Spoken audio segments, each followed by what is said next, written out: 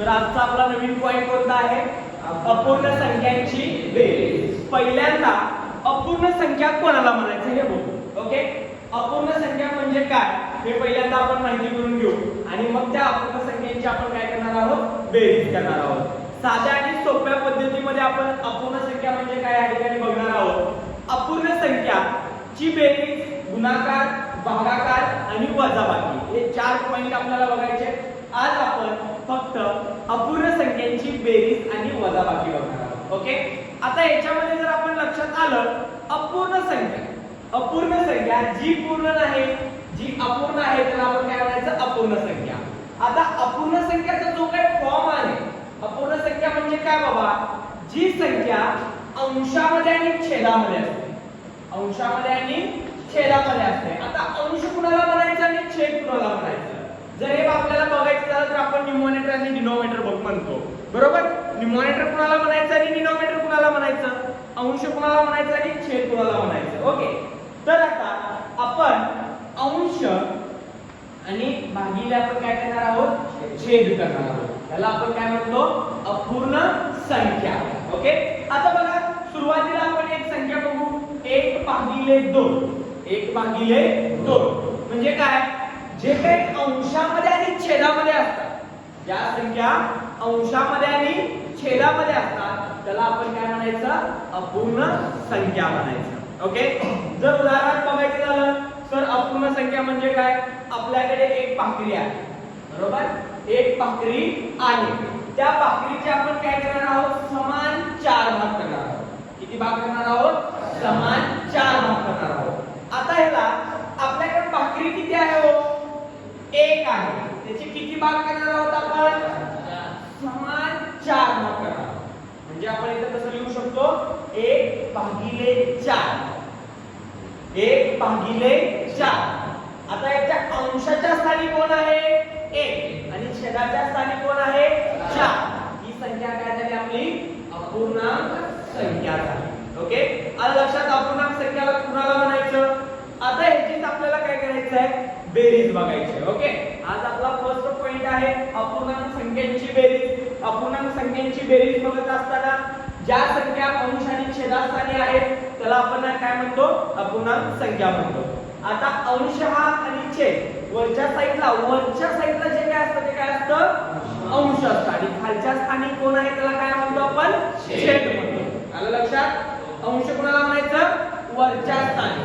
आणि छेद कोणाला म्हणायचं? खालच्या स्थानी. ओके, समजतंय? आता आपण बघणार आहोत अपूर्णांक संख्यांची बेरीज. सुरुवातीला आपण एकदम सोपी एक्झाम्पल घेऊ. ओके, आता सोपं एक्झाम्पल घेत असताना पहिल्यांदा आपण काय बघणार आहोत? फर्स्ट एक्झाम्पल आपला 4/8 अधिक 4/8 अधिक 5/8. 5/8. आता या दोघांचे आपले काय? 4/8 ही जी काही संख्या आहे ती कोणती आहे हो? अपूर्णांक आहे. बरोबर? काय आहे? अपूर्णांक आहे. 5/8 ही पण संख्या काय आहे? अपूर्णांक आहे. आता बघा ह्या ठिकाणी आपण अपूर्णांक संख्यांची बेरीज करत असताना पहिला काय आहे? 4/8 अधिक 5/8. आता यांचा जे काही छेद आहे तो काय आहे हो? समान आहे.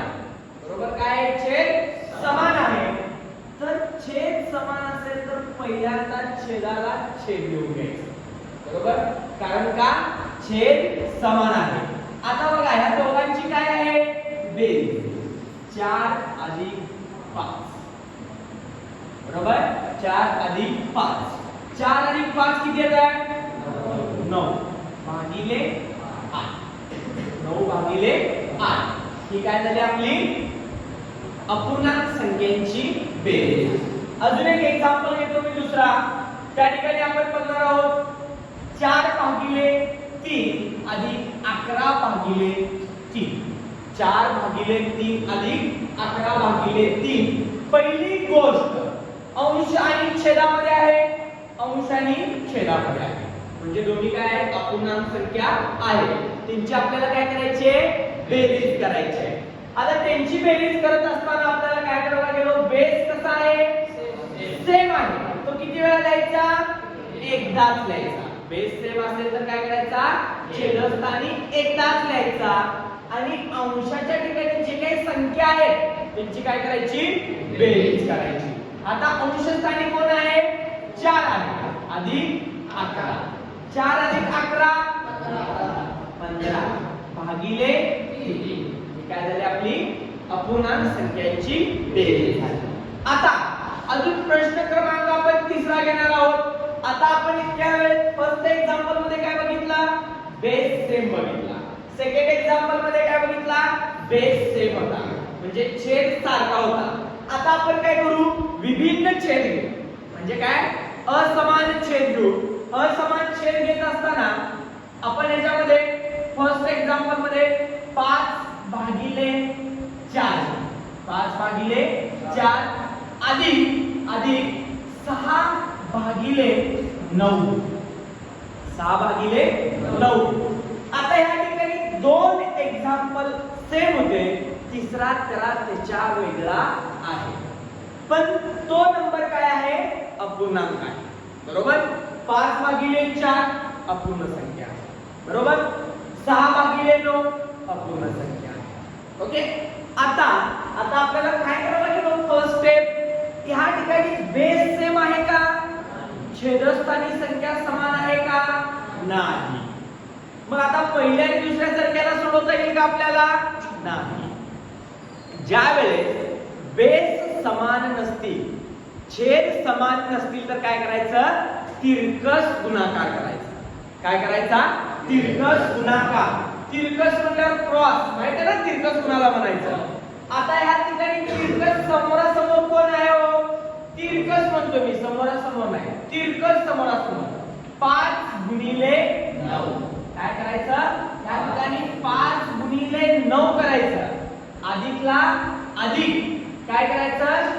4 गुणिले 6 करायचं. भागिले 4 गुणिले 9. 4 गुणिले 9. आलं लक्षात? बघा आपण काय केलंय? बेस समान नाही आहे तर आपण काय केलंय? तिरकस गुणाकार केलाय. तिरकस गुणाकार करत असताना 5 गुणिले 9 अधिकला अधिक 4 गुणिले 6 भागिले ह्या दोघांचा काय करायचा? गुणाकार करायचा. ओके. आता बघा आपल्याला टेबल येतात. 5 गुणिले 9 किती येते हो? 45. हां, किती येते? 45. अधिक 4 गुणिले 6 किती येते? 24 येते. भागिले 4 गुणिले 9 4 9 36. ओके. आता या ठिकाणी 45 अधिक 24 किती येईल? किती? 5 अधिक 4 काय झालं? 9. 6 आणि 2 4 आणि 2 किती आला? 6. 69 भागिले 36. 69 भागिले 36. हे काय असेल? भिन्न संख्यांचा आपला काय असेल? काय असेल? बेरीज असेल. या ठिकाणी छेद समान होता का? नाही. विभिन्न छेद होता ना? तर विभिन्न छेद असताना आपण काय केलाय? तिरकस गुणाकार केलाय. ओके. सर्वात महत्त्वाची गोष्ट आहे, तुम्ही ज्या वेळेस कोणत्याही स्पर्धा परीक्षा देणार असाल, मी काय म्हणतोय, किंवा पोलीस भरती नाहीये, तुम्ही पोलीस भरती द्या, तलाठी द्या, ग्रामसेवक द्या किंवा कोणतीही ग्रुप सी ची एक्झाम द्या, त्यावेळेस तुम्हाला अपूर्ण संख्यांची बेरीज, वजाबाकी, गुणाकार, भागाकार येणं गरजेचं आहे. ओके. आलं लक्षामध्ये? चला लिहून घ्या. आता बघा मगाशी आपण काय केलं? 3 एक्झाम्पल सॉल्व्ह केले. बरोबर? 2 समान असलेले बेस काय होतं? 2 समान होतं आणि एक विभिन्नच होतं. बरोबर? आता या ठिकाणी प्रश्न क्रमांक 4, 5, 6, 7 आणि 8 ह्या 4 एक्झाम्पलचे काय बेस सेम आहे. ते पहिल्या आणि दुसऱ्यासारखं सॉल्व्ह करायचं. कसं? तर बघा या ठिकाणी पहिली गोष्ट 3 भागिले 8 अपूर्णांक संख्या आहे. 7 भागिले 8 अपूर्णांक संख्या आहे. त्या दोघांची बेरीज करायची आहे. ज्या वेळेस अपूर्णांक संख्या आली की पहिल्यांदा त्याच्याकडे कुणाकडे ऑब्झर्व करायचं? त्याच्या बेसकडे ऑब्झर्व करायचं. म्हणजे छेदस्थानी कोण आहे ते लक्ष द्यायचं. आता इथं पण 8 आहे आणि इथं पण 8 आहे. बेस काय आहे? काय आहे? समान आहे, सेम आहे ना. तो किती वेळा लिहायचा हो? एकदा. आता वरती अंश स्थानी कोणती संख्या आहे? 3 अधिक 7. ओके, 7 अधिक 3 अधिक 7 किती येत आहे? 10 भागिले 8. ओके, आलं लक्षामध्ये. आता परत दुसरी संख्या बघा, 9 भागिले 5 अधिक 7 भागिले 5 आहे, बरोबर. ह्या ठिकाणी बघा छेदस्थानी 5 आहे आणि ह्या संख्येच्या पण छेदस्थानी काय आहे? 5 आहे. म्हणजे छेद समान आले म्हणजे आपण काय करणार आहोत? काय करणार? अंशांची बेरीज आणि छेदस्थानी सेम संख्या फक्त एकदाच लिहायची, बरोबर. आणि गुणांची बेरीज करायची वरच्या साइडचं. वरच्या साइडला कोण असतं? अंश असतं. म्हणजे काय येईल? 9 अधिक 7, बरोबर. 9 अधिक 7 किती येतो? 16 भागिले 5, बरोबर. आले पाचव्याचं उत्तर आले, बरोबर. चौथ्याचं पण आलंय. आता नेक्स्ट आहे 7 नंबर. ओके, 6 नंबर मध्ये पण काय दिलं बघा, काय लक्ष दे. 59 भागिले 7 दिलं अधिक 12 भागिले 7 दिलं. बेस काय आहे? सेम आहे, बरोबर. बेस काय आहे? सेम आहे. बेस सेम असेल तर आपण बेरीज कोणाची करतो? अंशाची करतो. 59 अधिक 12, 59 अधिक 12. आता 59 अधिक 12 किती होते हो? 9 आणि 2, 9 आणि 2 11. हातच्याला 1, 5 आणि 1 हातच्याचा 1 7. म्हणजे काय आला? 71 भागिले 7. आले का सगळ्यांचं उत्तर? चला आता नेक्स्ट बघा 7 नंबरचा 1 भागिले 10 अधिक 2 भागिले 10 आहे. पहिली गोष्ट अपूर्णांक संख्यांचं लक्ष कोणाकडे पाहिजे? छेदाकडे. ओके, छेद काय आहे हो? सारखा आहे, एकदाच लिहा. परत काय करा? अंशांची बेरीज 1 अधिक 2 किती? 1 अधिक 2 3 भागिले 10. उत्तर काय आला? 3 भागिले 10. आले सगळ्यांचा? Very good. आता बघा 8 नंबरचा जो काही प्रश्न आहे, 1 भागिले 2 अधिक 3 भागिले 2 दिलाय. बेस काय आहे? सेम आहे, सारखा आहे. काय करा? एकदाच लिहा. आणि अंशांची बेरीज किती? 1 अधिक 3 किती लो?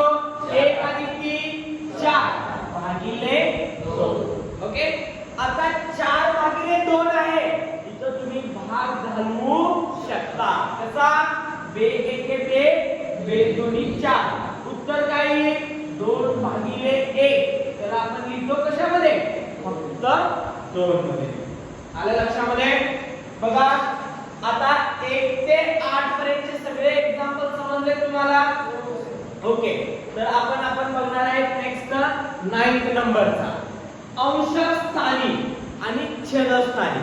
लक्ष कुणाकडे पाहिजे? फक्त छेदस्थानी पाहिजे. आता इथे बघा 12 भागिले 7 अधिक 9 भागिले 5 आहे. बेस सारखा आहे का? नाही. मग काय करावं लागेल? तिरकस गुणाकार. तिरकस गुणाकार तो कसा? 12 गुणिले 5 अधिक 7 गुणिले 9 भागिले 7 गुणिले 5. आता 12 चा पाडा येतोय सगळ्यांना? 12 एके 12, 12 दोन्ही 24, 12 36, 12 चौक 12 पंचे 60, 12 पंचे 60 अधिक आता 7 चा टेबल येतोय सगळ्यांना? 7 9 येतोय 63 भागिले 7 गुणिले 5, 7 5 36. बस बस खूप ते स्पीकर फाटू नये याची काळजी घ्या. 60 अधिक 63 किती त्यांची बेरीज?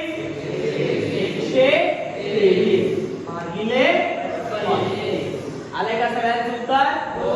Very good. आता नेक्स्ट आहे आपला सेम असाच आहे एक्झाम्पल.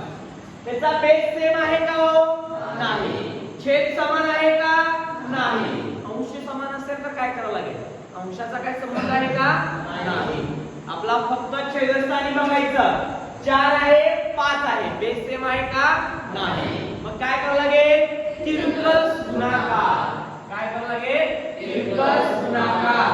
15 गुणिले 5 15 गुणिले 5 अधिक 4 गुणिले 4 4 गुणिले 4 भागिले 4 गुणिले 5 4 गुणिले 5.